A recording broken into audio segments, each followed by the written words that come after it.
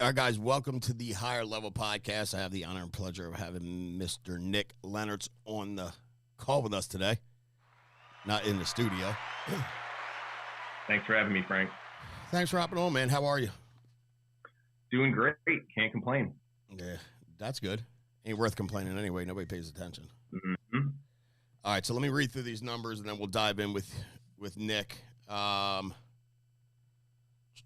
November week 1 submit. We're going to read 10K and above. Adam Ellis, brand new agent. I think this is like third week with us. $10,345. Steve Johnson, $11,558. Gerald Emish, Misse? I'm 100% sure I said that wrong. 13,800. Leslie Andrews, 13,970. Alexander Anaquaga, 14,750. That's why we used to just use last initials to avoid this. Kyle Lee Somerville, 14,940. Ron McCormick, 16,752. Ryan Urbanski, $25,096. And Gary Nesselrode, $28,806. So group-wise, submit. We had FFL, we'll go 50,000 and above. FFL Unity was at 49,495, though they just missed it. Pursuit of Happiness, $61,910. Honor and Valor, $94,511. FFL Dream Team, $100,848. FFL Entourage, $131,668.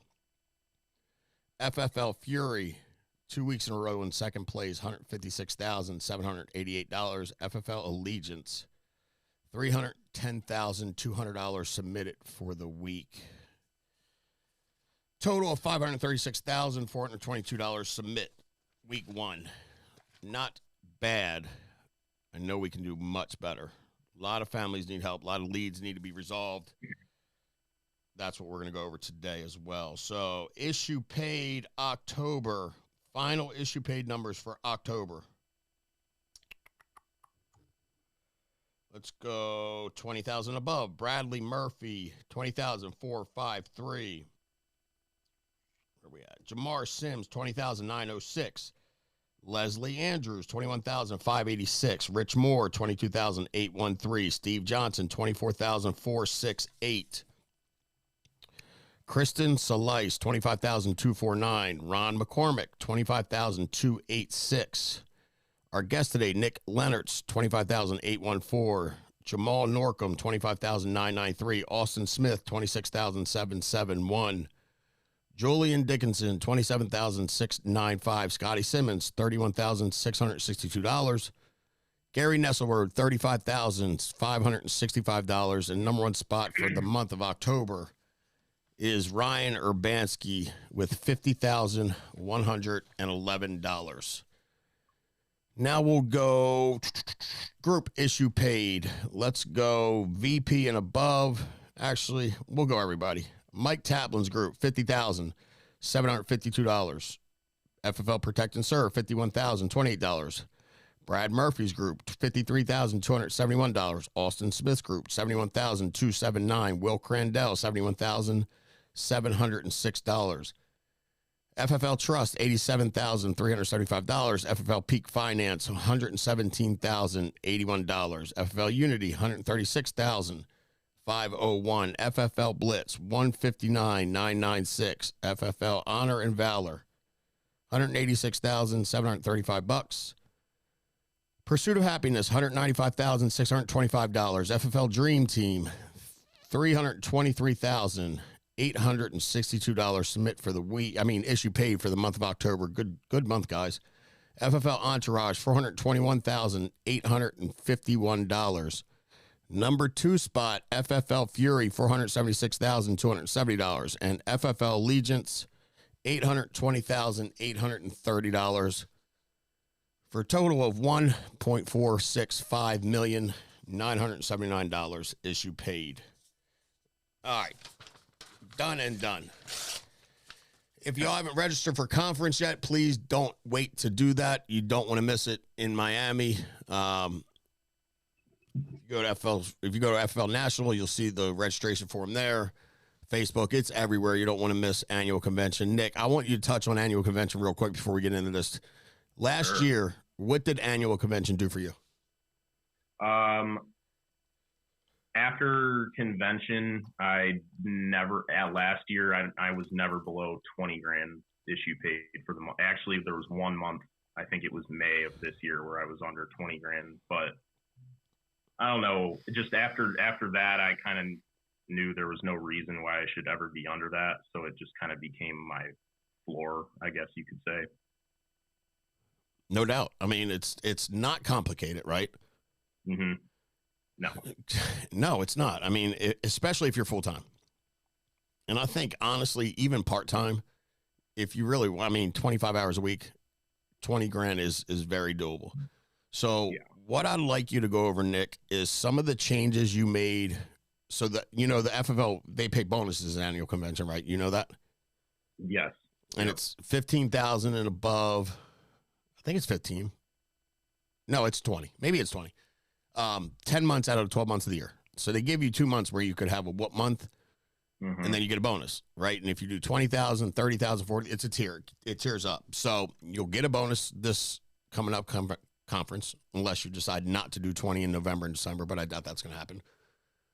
But tell us some of the changes you made from 2020 to 2021 and how it helped you become more consistent. Because I think the reason people struggle in this business, or not struggle, I think the reason people give up in this business is because of the consistency.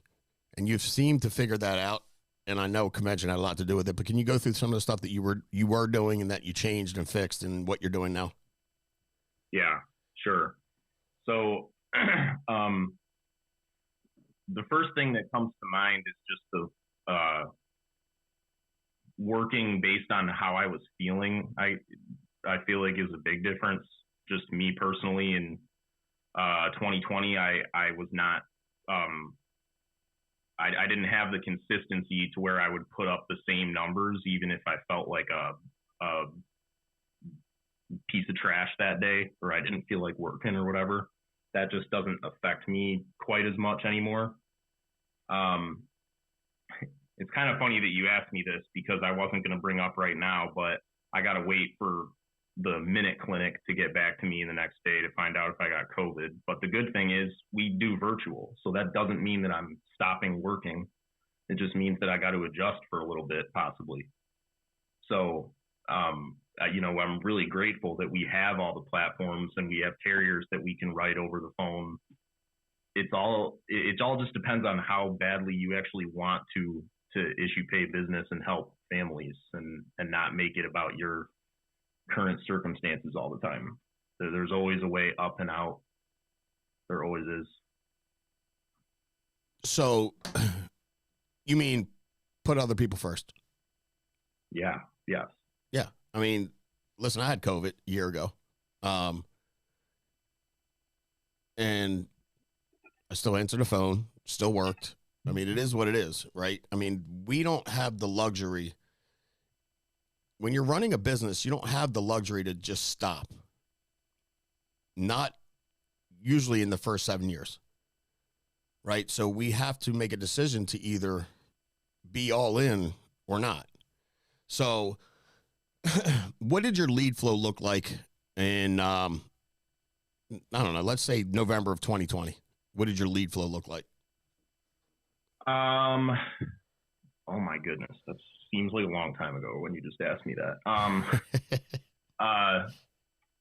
My lead flow, I think I was starting to spend some serious money at November 2020, probably around like $3 or $4 grand a month. Something like that. I can't remember off the top of my head if I was really getting that much mail by that point. I think I was just starting to ramp it up. Okay. So yeah, I would say it was about it was a pretty good lead flow by that point, probably $3-4 grand a month. And then once I got to January 2021 in convention, then it was more like 6, 7, 8 grand a month. Okay. And I had a conversation with somebody, I think it was Friday maybe, about leads and expenses and how hard people work and they're not making any money. And I'm laughing going like, do you really look at the numbers? Like when I was running, Nick, I think my lead bill was $1,500 a week, right? So, you know, if you take 1,500, multiply it by 52, let's see, 78 grand. So it's 80, so call it $80,000 a year. If you just over 400 grand, it's a lot of money. Even if you take 20% falls off, right? So now you're at 400. So you've got 325,000 and then 80 grand. So 250 grand net. And it doesn't take 85 hours a week to write 40 grand. I'm sorry. If it does, you're doing something. You can, I don't want to say you're doing something wrong because you're issuing over 40 grand a month. But if it's taking you that long, then you can get better to condense your time, right? Mm-hmm. So I think people get intimidated by these numbers. What's the biggest deposit month you've ever had since you started with us? In deposits, I would, just to be like exact, I would say about 27,000. 27 grand. So if you spent 7 grand, that means you netted 20 grand. Right. That's, to me, I mean, I don't know anybody that wouldn't want to make 20 grand a month. Yeah. And I mean, Frank, you know, I don't live like a crazy lifestyle, but I do live a lifestyle with my girlfriend and I, where if I were to go, I don't know, it's for some reason, get a job for like 50, 60 grand a year, that would not be enough for me at all. Sure. Because I survive on 50K a year personally, you know? So you live on 50K, not your expenses. Yeah, like you spend 50K. But still, you know, a lot of people don't even make that. Yeah, no doubt. So to me, it's like, there's no way I'm ever getting out of this industry just because I've looked at the numbers and I've had to tweak, you know, profitability and stuff before too. So if anybody wants to talk to me about not netting enough money, go ahead and text me or call me. Why don't you go through there too? Why don't you go through a little bit of that now? I mean, talk about what you mean when you say tweak it, what you looked at, what you did, what you changed, because it's something that people look at and regardless, I mean, I don't care if you're netting 12 grand a month. I mean, most people don't make 140 grand a year, 130 grand a year. So we're, you know, some of the comments or the complaints, if you will, that I get, I'm going like, you're a fool, knock it off. But yeah, talk about a little bit of the stuff that you did to tweak your profitability. Yeah. So I wasn't afraid because of convention and just like a lot of who I was surrounding myself with and believing in the system, I wasn't afraid to buy up on leads. So I did that and I was spending the money on leads for a lot of the months in 2021, particularly in the summer is when I was noticing it. My lead spend was there, but I felt like my net could have been higher. And recently what I found out what was happening is I wasn't resolving leads. I was spending the ad spends or the lead spends, and I was booking the appointments, but I was leaving a lot of stuff uncovered because I had enough appointments. But I needed to I've started to keep more of an inventory on my leads and kind of being aware of what I have in my pocket as far as people to see. I think that's really important, not just booking enough appointments, but like in between appointments, like if you're in a county where you didn't get a hold of 6 or 7 mailers, like, okay, I got to door knock these for a few minutes.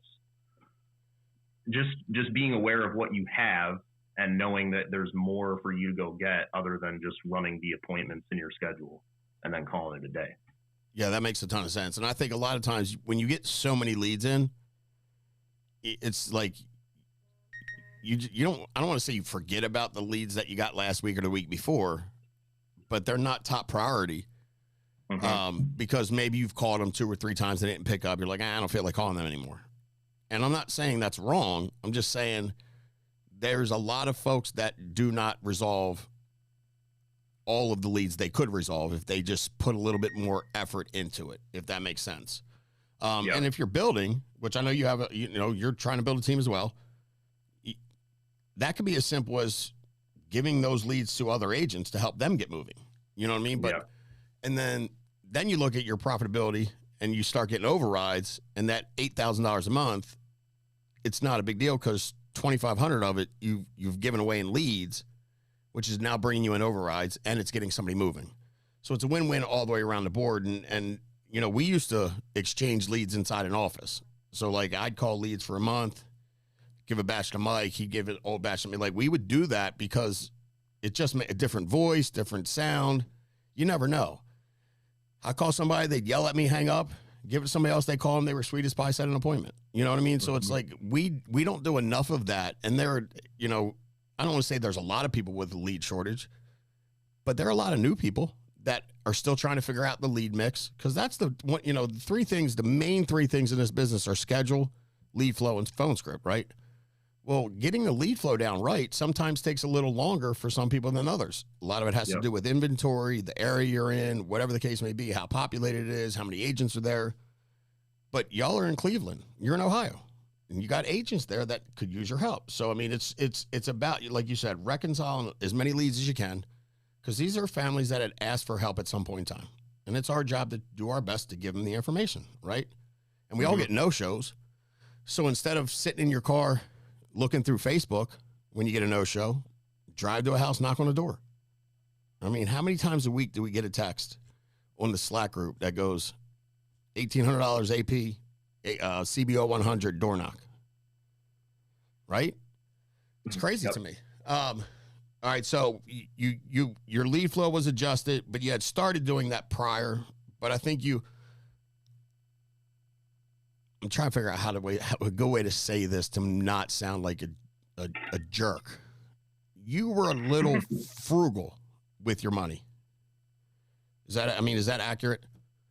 Yeah. I mean, you don't like separating with it. It's kind of natural for me. I don't spend a lot of money personally, and I know exactly what I spend, right? So that's, I guess, why the extra lead money was a decision I was able to make, and I haven't had a problem spending the money. Okay. Is that what you mean? Well, I mean, I think sometimes, people don't like spending money, right? Mm-hmm. They like to keep it because they know what it's like not to have it. They get some, they're like, I want to hold on to it, right? Right. How did you mindset wise go from spending to, because let's go back early 2020 when you were spending $1,500 a month. And you know what I mean? Because there was those conversations where like, dude, why are you not spending? You're issuing money, like you have the money, because we look at the numbers, right? We're like, why are you not spending money? Well, that was whatever it was, is what you were going through, but you got past that too. And again, this is all stuff that we have conversations with on a daily basis with agents, and getting them to understand that not everybody just comes out the gate blowing it up. People go through their progressions, and some people struggle with this, some people struggle with this. But I think the lead budget and spending and separating from their cash affects a lot of people. Some it doesn't, but some it does. And I think you were one of those guys where you're like, I don't know if you didn't see the value in the leads. I didn't know what it was, but you weren't spending what you're spending now. And I think you could have back then and maybe wrote more faster, but there was a reason that you didn't. Does that make sense? Yeah, that makes sense. So dive into that. Like, what changed your mindset? Why was it where it was? And then what changed it to get to where it is now?